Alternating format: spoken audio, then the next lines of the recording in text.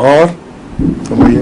حضور میرا سوال یا آبزرویشن یہ ہے کہ انسانی تاریخ میں یہ پہلا موقع ہے کہ جس طرح حضور خطاب فرماتے ہیں، خطبہ ارشاد فرماتے ہیں کہ ساری دنیا میں اس کو سنا جاتا ہے اور مختلف قسم کے سامعین ہوتے ہیں حضور کے سامنے، جو سامنے بھی نہیں ہوتے. یہ بھی ایک پہلا موقع ہے.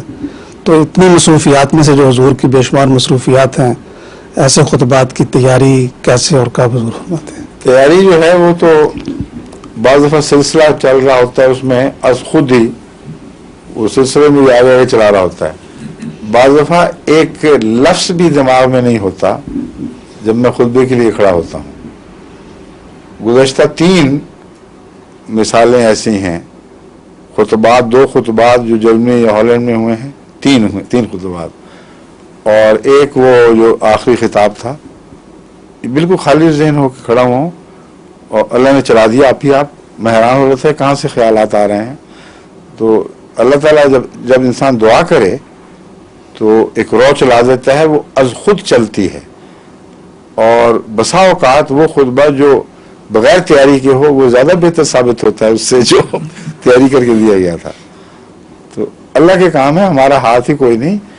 یہ اس بات کی یقین دہانی ہے کہ خلافت احمدیہ حقہ ہے، اللہ کے ہاتھوں میں ہے. وہی چلاتا ہے، وہی عقل دیتا ہے، وہی توفیق بخشتا ہے. اس لیے کسی فرد واحد کا جو خلافت کے منصب پر ہو اس کا ذات کا سوال نہیں ہے. یہ منصب خلافت کا معاملہ ہے جس سے ہمیشہ خدا نے یہی سلوک فرمایا ہے.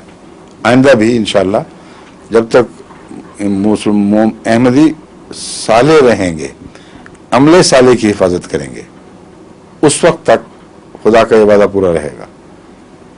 وعد اللہ الذین آمنوا منکم وعملوا الصالحات. یہ شرط نہ بھولنا، مولوی بن جائیں گے ورنہ.